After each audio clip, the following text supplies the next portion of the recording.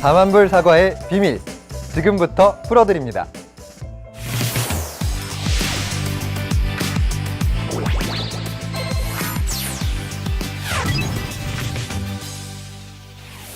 열혈 공무원의 정책 강의, 일명 열정 강의 제3탄. 자, 오늘의 주제는 경제혁신 3개년 계획입니다. 정확히 2014년 2월 25일입니다. 박근혜 대통령이 담화문을 통해서 처음 경제혁신 3개년 계획을 발표하셨죠. 이거 왜 발표하셨고 무슨 내용 담고 있고 어떻게 되어가고 있는지 바로 여기에 우리 모두의 미래가 달려있다고 해도 과언은 아닐 겁니다. 오늘 제가 낱낱이 알려드리겠습니다.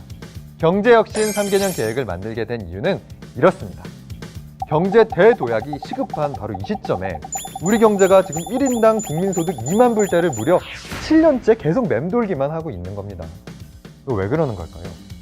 해서 샅샅이 진단해 보니까 3가지 구조적 문제점이 드러납니다. 뿌리 깊은 비정상적 제도와 관행이 경제의 효율성과 역동성을 저하시키고 있었고요. 추격형 전략의 한계, 급속한 인구 고령화로 성장 엔진이 빠르게 꺼지고 있다는 겁니다. 대기업과 중소기업, 제조업과 서비스업, 수출과 내수의 부문 간 불균형으로 구조적 취약성도 커지고 있습니다. 이 문제 이거 어떻게 해결해야 우리가 좋은 열매를 먹을 수 있을까요? 땅을 갈아엎고 좋은 비료를 주고 또 해마다 이렇게 병충해를 막아줘야지 가을에 열매를 얻는 이치랑 똑같습니다. 국민소득 4만 불 시대라는 이 열매를 맺기까지 우리가 해야 할 일을 미리 정해두는 것, 바로 경제혁신 3개년 계획이 이것입니다. 3가지 구조적인 문제를 3대 추진 전략, 9대 과제로 돌파하고 더불어서 통일시대까지 준비하겠다는 계획입니다.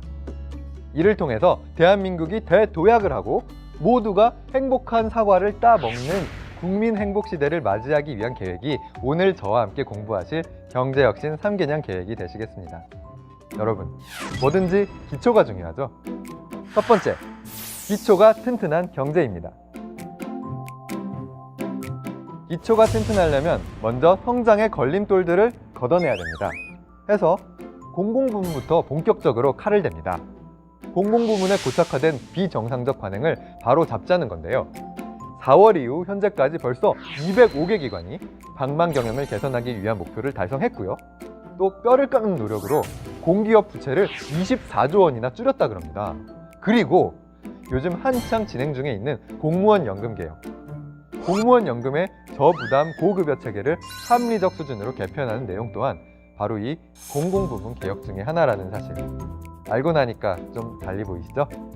여러분, 대기업과 중소기업 간의 이 불공정 거래 관행 정말 뿌리 깊잖아요.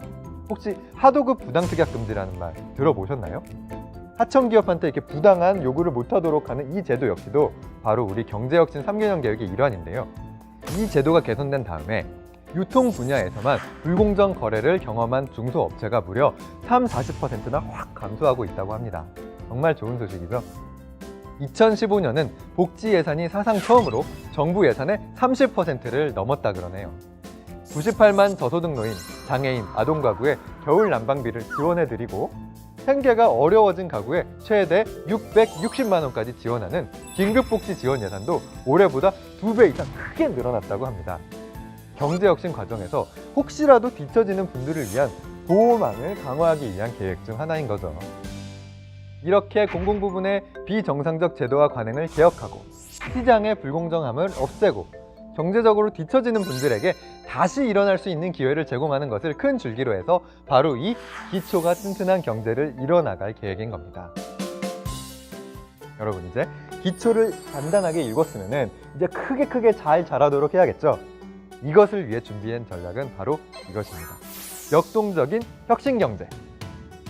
무엇이 우리 경제를 역동적으로 끌어올릴 엔진 역할을 해줄 것인가? 바로 이것입니다. 창조경제 구현, 미래 대비 투자, 해외 진출 촉진. 먼저 창조경제 구현은 국민 개개인한테 잠재된 상상력과 또 창의력을 최대한 끌어내서 기존 성장 방식의 한계를 훌쩍 뛰어넘자는 겁니다. 국민의 아이디어를 가치화하는 대한민국 아이디어 플랫폼인 창조경제타운과 더불어서 17개 시도에서 대기업과 연계한 이 창조경제혁신센터가 아이디어를 빠르게, 쉽게 사업화할 수 있게 도와드린다고 합니다. 대구는 삼성이, 대전은 SK가 전담해서 인재도 키우고 또 기술 개발도 지원해 준다고 하네요. 창업 이후의 성장과 재도전을 위해서 2017년까지 4조 원을 지원할 계획이고요. 실제로 올해 상반기에 신설 법인 수가 역대 최대를 기록하면서 벌써부터 성과를 나타내고 있다고 합니다. 그런가 하면은 이 전력 저장 장치, 스마트 그리드, 친환경 에너지타운과 같은 에너지 신산업 육성, R&D 투자 확대 등 미래를 대비하기 위한 투자는 물론이고 해외 진출을 촉진하기 위해서 호주 및 캐나다와 FTA 협상에 정식으로 서명도 마무리했고요. 바로 얼마 전에 한중 FTA도 타결됐습니다. 우리나라 경제 영토가 점점 넓어지고 있습니다. 마지막 추진 전략은 내수와 수출의 균형 경제를 만들겠다는 겁니다. 모든 부문이 균형 있게 성장을 해서 결실이 모두에게 골고루 돌아가게 해주자는 거죠. 그러려면 먼저 이 집값 부담부터 줄여야지 소비가 원활해지겠죠. 민영주택 전매 제한을 완화하고 청약제도를 개선해서 집을 쉽게 바꾸고 내 집 마련 디딤돌 대출 등 주택 구입 자금도 지원해드립니다. 여러 형태의 임대주택 공급도 점점 확대해 나갈 계획이라고 하네요. 그런가 하면은 이 기업 투자 활성화를 위한 정말 큰 걸림돌이 되고 있던 게 바로 이 규제인데요. 최근 불필요한 규제를 폐지하거나 완화하기 위해서 규제 총량제 도입 등 시스템적인 개선이 추진되고 있습니다. 또 이 현장의 손톱밑까지도 해소를 해서 15조 원 규모의 투자를 새로 창출해냈답니다. 투자가 많아지면은 일자리도 많아지고 청년과 여성이 일할 기회도 늘어날 텐데요. 2017년까지 청년 일자리 50만 개, 여성 일자리 150만 개가 만들어질 계획이라 그러네요. 청년에게는 일학습 병행제 등 직업 교육을 강화해서 양질의 일자리를 제공을 하고 또 경력 단절 여성분들에게는 시간 선택제 일자리가 엄청나게 공급됩니다. 올해 상반기까지 이 시간 선택제 일자리를 통해서 10대 기업에 취업한 분이 무려 6,500분이나 된다고 하더라고요. 여러분, 통일은 대박입니다. 우리 경제에도 우리 민족한테도 그렇죠. 지난 7월 달에 대통령 직속의 통일준비위원회가 출범했습니다. 외교, 안보, 경제, 사회, 문화 등 여러 분야의 목소리를 담아서 통일 한반도를 차근차근 준비해 나갈 거라고 합니다. 벌써부터 통일이 멀지 않은 느낌이 듭니다. 경제 혁신을 위해서 지금도 이렇게 열심히 노력하고 있지만 남은 2년이 우리 경제의 성패를 좌우하는 그야말로 골든 타임이기 때문에 3개년 계획 추진에 더 박차를 가해야겠습니다. 이렇게 차근차근 경제혁신 3개년 계획을 이뤄나가다 보면은 국민소득 4만 불 시대 머지않아 보입니다. 여러분, 이제 이 4만 불 사과의 비밀 아시겠습니까? 우리 세대와 또 미래 세대가 모두 행복하고 자랑스러운 대한민국 기대하셔도 좋습니다. 이상 대한민국 열정공무원 이정혁이었습니다.